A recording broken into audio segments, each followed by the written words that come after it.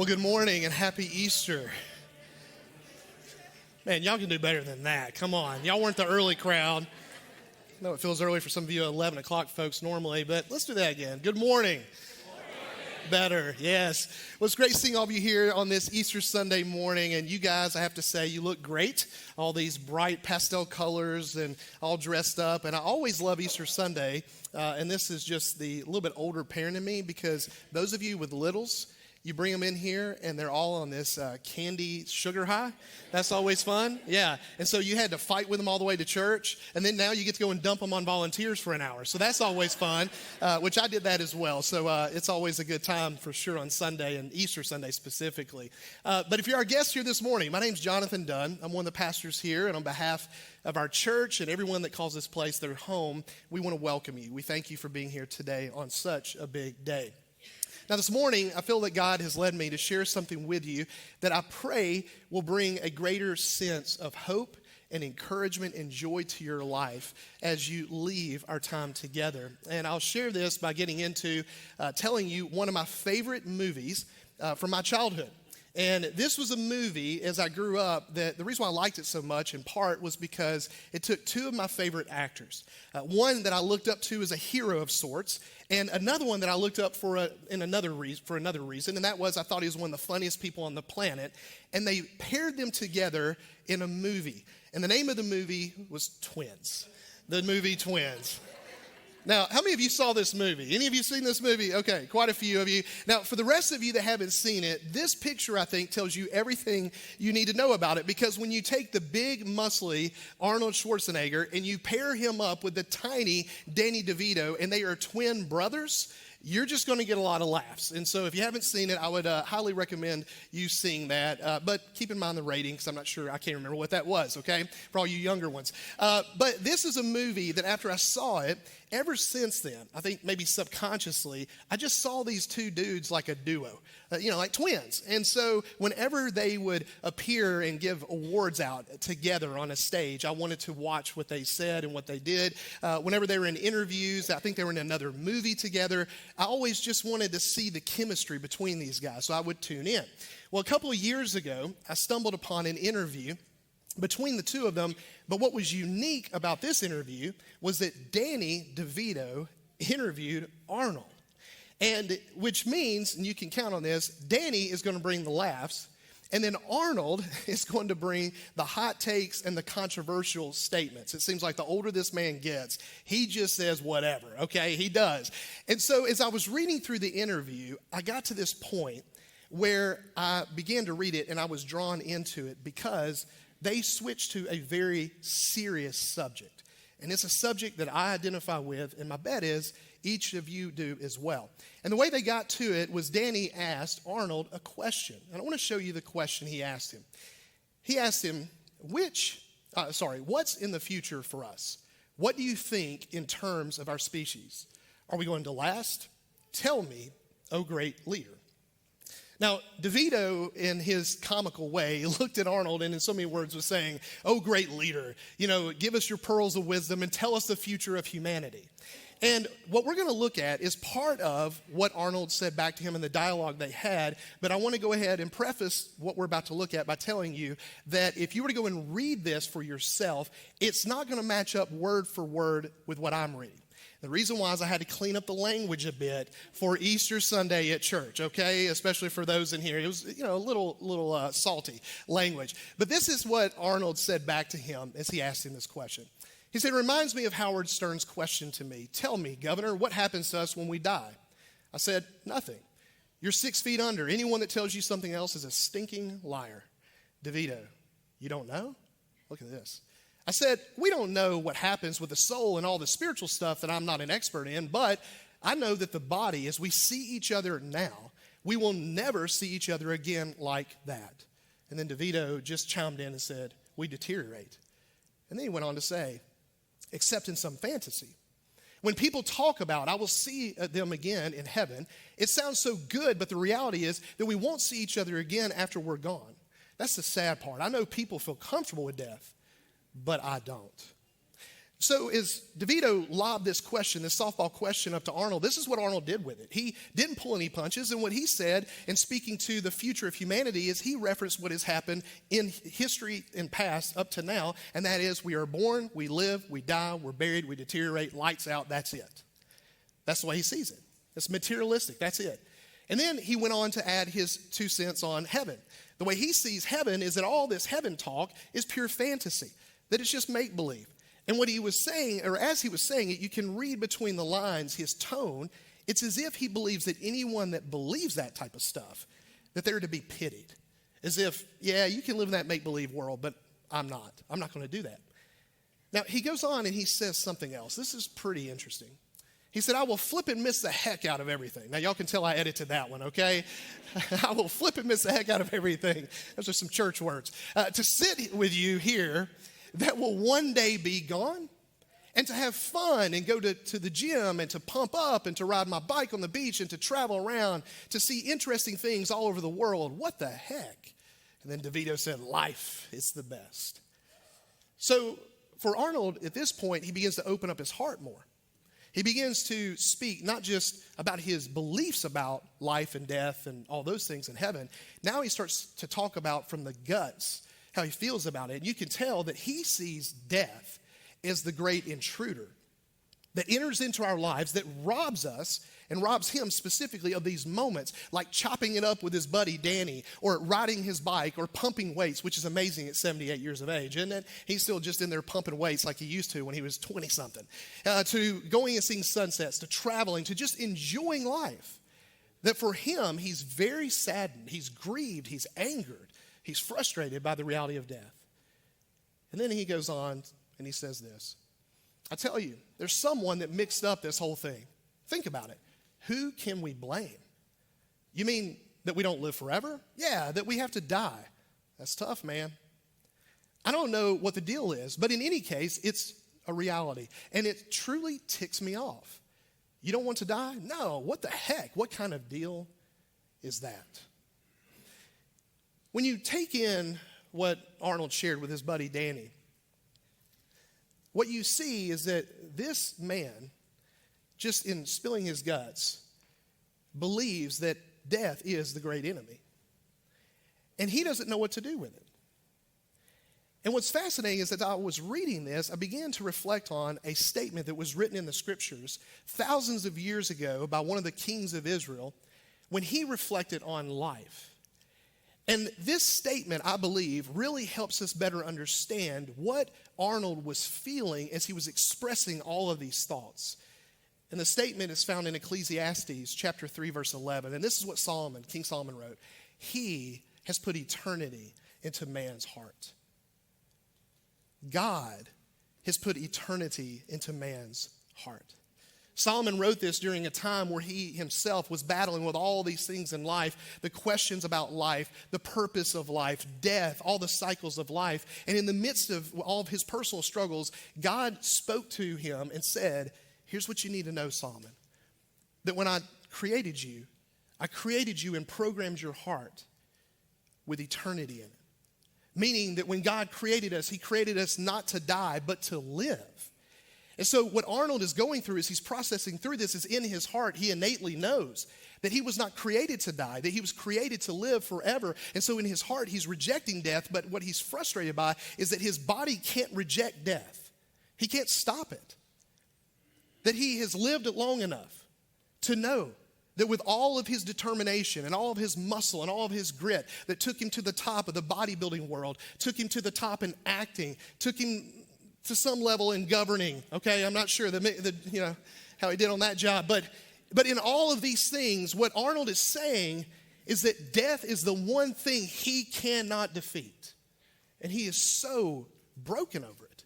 What he wants is for death to leave our planet, leave us alone, so that we can continue doing what we love with the people that we love. That's what he's really getting at. And it's because God put it in his heart. As I think about this, what I know is true for all of you, and it's true for me as well, is that we really inside feel the same thing. We all believe that death is the great enemy. It is the intruder. We in our hearts know that we should not die. We know, we believe that we should continue to live. And so it really frustrates us. And that's why it's so important for us to celebrate and to remember the event of Easter. That almost 2,000 years ago, that Jesus of Nazareth was buried after being crucified. And 3 days later, his tomb was found empty. And not only that, he was found resurrected. And this morning, what I want for us to do is look at a section of the Easter story, one of my favorite sections of the story, because I believe in this section, what we read and what we're going to see will bring hope to our hearts that are upset and broken and frustrated and saddened by death, and will give hope to us as we look into the face of death. And so we're going to be in John's gospel, if you want to look with me, and we're going to be in John chapter 20. Now, I'm going to give you a little bit of the details before we jump into the section we're going to look at that John provides us in the first part of John, in his John chapter 20. But in John chapter 20, on that first Easter morning, he begins by telling the story about a lady named Mary Magdalene. Now, Mary Magdalene is a lady that was a devoted follower of Jesus, and she had been ever since she first met him. Because the first time Mary Magdalene met Jesus was when Jesus freed her from being possessed by demons, the torment of demons. Imagine that, 7 demons to be exact. And after Jesus freed her from that, Mary Magdalene gave up everything and followed Jesus around and was with him in all of his ministry and his teaching and miracles and all the things that he did. And Mary believed he was the Messiah and the Christ. Well, Mary was like all the other followers of Jesus. That on that day that he was tortured and then crucified, while she stood at the cross looking up at him, dying, she couldn't believe it. She never would have believed that the Messiah would die. She was also one of those that after he died was at the tomb when his body was hastily buried. And so probably without sleeping very much, on that first Sunday morning in Easter, she got up, it was still dark, and she began to make her way to the tomb. Well, on her way, as she approached, she saw that the stone had been rolled away. And as she got a little bit closer, she could tell that it had. And so she turned, fearing the worst, believing the body had been stolen or taken. And so she ran as fast as she could to where the disciples were. She busted into the room. Peter and John were there. And she began to tell them that the stone has been rolled away. The body is removed. I don't know where it is. And so Peter and John jumped up, threw their sandals on, and they took off as fast as they could to go to the tomb to investigate it for themselves. And as soon as they got there, Peter ran in first, John followed behind him, and they saw that just as Mary had feared, the body was missing. It was not there. But there was something that was left behind. The burial cloths of Jesus. The cloth that would have covered his body, and then the face cloth that would have covered his face. They were both there, and not only were they there, guys, they were folded up all nice and neat and placed in the tomb. So John records that as they looked around and investigated things, that right before they left, that he didn't have any answers, lots of questions. He didn't understand really what was going on. But he began to experience this spark of belief, this spark of faith, this spark of hope in his heart, because what he knew, from what he could tell, is that God, whatever this was, had done something and God was doing something. And so he looked forward in faith to finding out what that would be. Well, after they left and they went home, this is where we're going to jump into the story.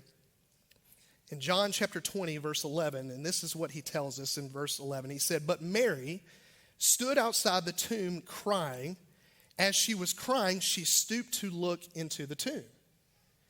So Peter and John were in a place psychologically and emotionally where they felt like they could go home and let all this shake out and then figure it out later, whatever was going on. But Mary was not in that place. Mary was one of those that last saw Jesus placed in the tomb, his corpse. And so she was just having a come apart. She was hanging on by a thread emotionally, and what she was determined was to do everything she could to find someone that could help her put her eyes back on the body of Jesus so that she could take his body and she could lay it to rest and that it would be safe and sound. So she stays behind, and then she looks in the tomb. Now look at what she saw, verse 12. She saw 2 angels in white sitting where Jesus' body had been lying, one at the head and the other at the feet. And they said to her, "Woman, why are you crying?" "Because they've taken away my Lord," she told them, "and I don't know where they've put him." So as Mary looks in the tomb, not only do you have the burial cloths at this point, now there are two angels there. One at the feet where Jesus would have been laid, and then one at the head. And so they ask her this question. She's weeping. They said, "Why are you crying?" And it's obvious that Mary, it didn't compute in her head that she was talking to angels, given her response.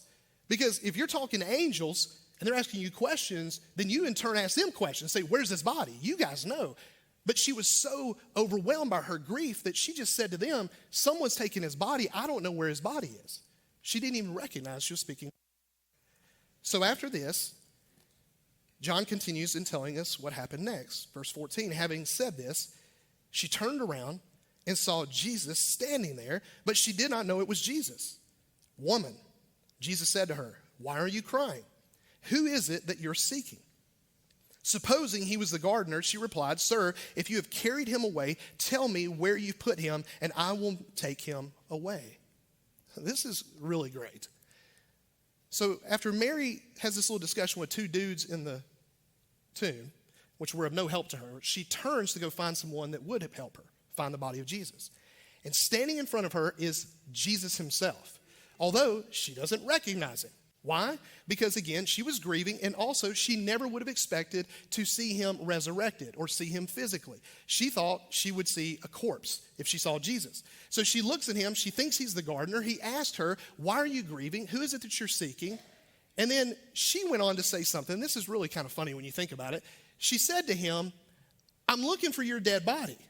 And if you will help me find your dead body, I promise I will take your dead body and go bury it and make sure that it's safe and sound." Think about it. That's what she said to Jesus.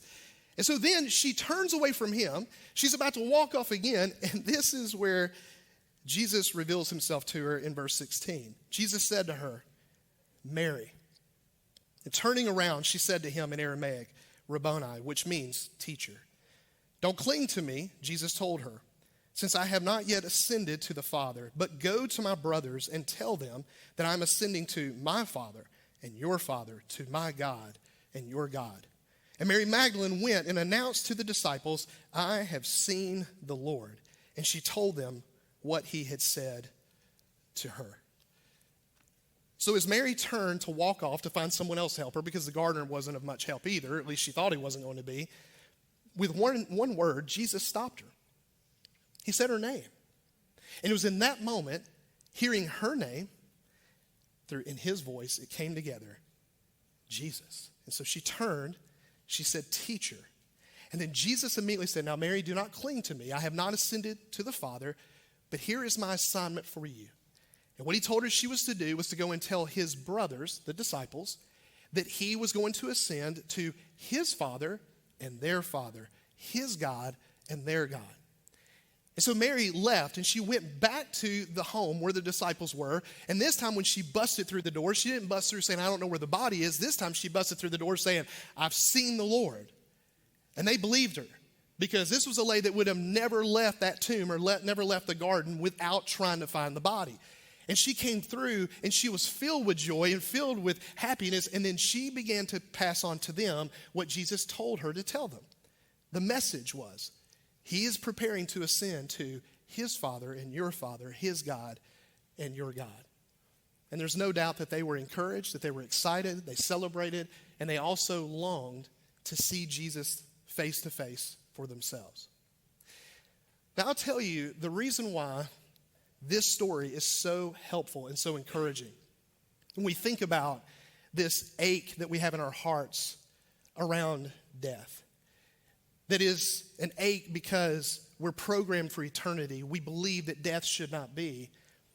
It's because through this act of Jesus, of being raised from the dead, he addresses these pains that we have in our hearts. And I want to share with you what those are, and I want to do that by us revisiting a couple of the things that Arnold shared with Danny. And this is one of the statements he shared with him toward the end. He said, "I tell you, there's someone that mixed up this whole thing. Think about it. Who can we blame?" When Arnold was just, again, being so honest with Danny, he, from the guts, told him, he said, "Man, somebody really messed all this up. I just know it. I know that we're supposed to live forever, and someone jacked this thing up, and who is that? Who can we get after, and who can we blame?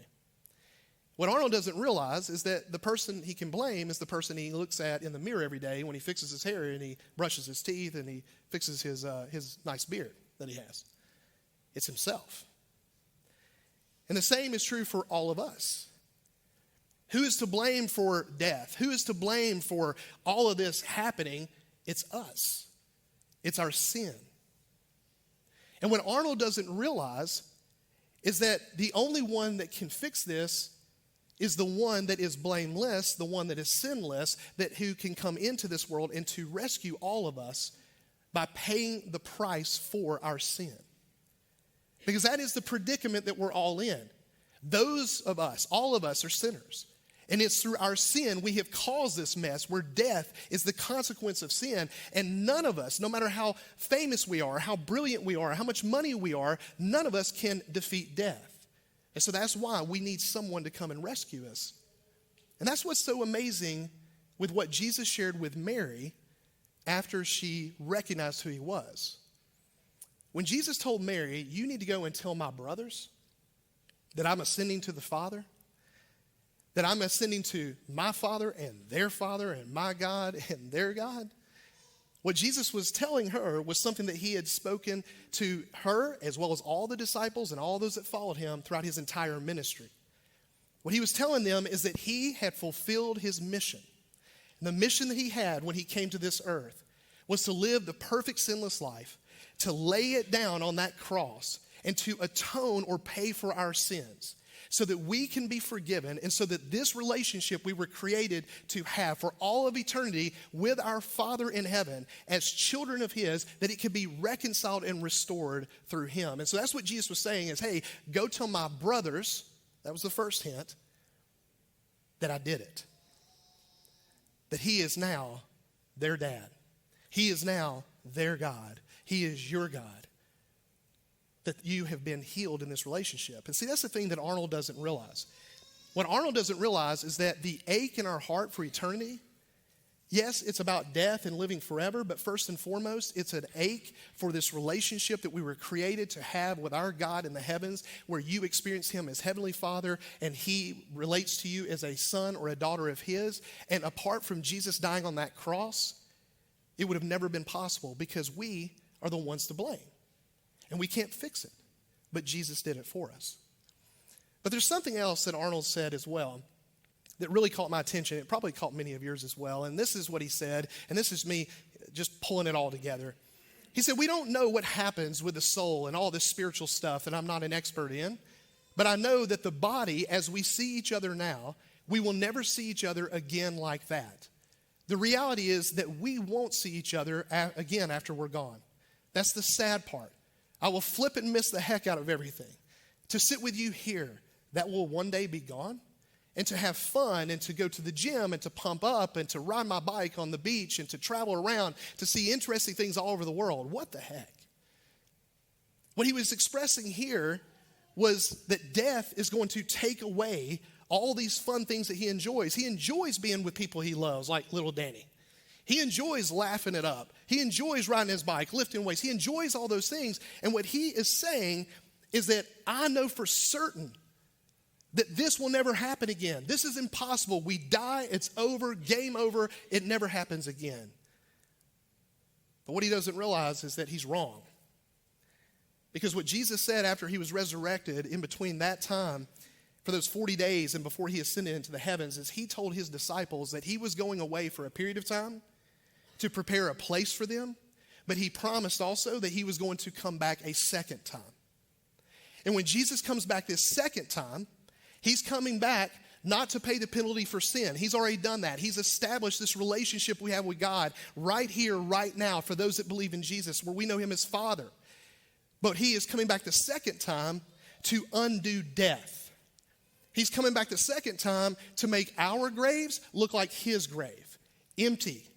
And he's going to resurrect us. And he's going to give us glorified bodies as he had. And he's going to recreate and renew and restore this entire creation. And we will live, guys, riding bikes and watching sunsets and listening to birds, maybe pumping it up. I don't know, guys. but enjoying good food and in celebrating. Because Jesus came to defeat death. And defeating death is not letting death win by taking us to heaven. No. Death being defeated is when death is no more. And that's what he came to do. And I want to show you how John wrote this and how he described it when God gave him this vision of what is our future for those that are in Jesus. And he records this in Revelation 21. Here's how he put it. He said, "Then I saw a new heaven and a new earth, for the first heaven and the first earth had passed away, and the sea was no more. I also saw the holy city, the new Jerusalem, coming down out of heaven from God, prepared like a bride adorned for her husband. And then I heard a loud voice from the throne. Look, God's dwelling is with humanity, and he will live with them, and they will be his peoples, and God himself will be with them and will be their God. He will wipe away every tear from their eyes. Death will be no more. Grief, crying, and pain will be no more, because the previous things have passed away." And then the one seated on the throne said, "Look, I'm making everything new." What God revealed, what Jesus revealed to John in this revelation, is that the thing that our hearts ache for, first and foremost, is to have this relationship restored that we were created for with our Heavenly Father. That's what eternal life is, by the way. It's more than just going to heaven when you die. Eternal life is to know God and to know Jesus Christ whom God sent. It's relational. So he did that through his death. But his resurrection and that tomb being empty is just a peek for all of us into the future of what will be true for all of us. That in the not too distant future, whatever timeline that is, we don't know, Jesus is going to return. He's going to call us by name. We will have our soul that's in the heavens, if we're in heaven, join up with our bodies, resurrected, and he will then wipe away every tear. He will remove all the chaos, all the sin, all the evil, all the death in this new earth, and we will live forever as the family of God. What Arnold doesn't realize is that what his heart is aching for in eternity is Jesus. That's who his heart longs for. That's who your heart longs for. And my heart, all of our hearts long for Jesus, because he is the one that could do this and could fix and rescue all of us from the madness of this world. So as we get ready to close, and I have the band leading us in one more song today, I want to put a picture up here on the screen. And this is an AI-generated picture I saw sometime last year that's actually taken, believe it or not, from the Shroud of Turin, which has been in a lot of discussions nowadays with science and other things investigating it. And the question is, we don't know for sure whether or not this is the image of Jesus, but what's pretty wild about it is that it matches up with a lot of the earliest art of Jesus.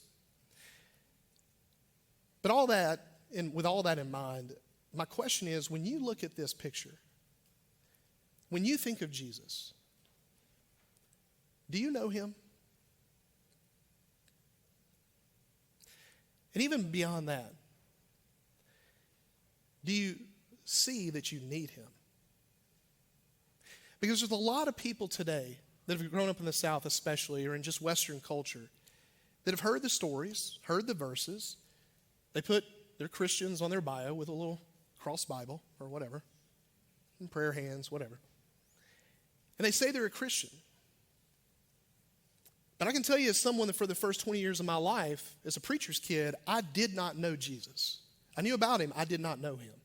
And it wasn't until I saw how much I needed him that I actually came to know him. So do you know him? Do you see your need for him? Because the ache that's in your heart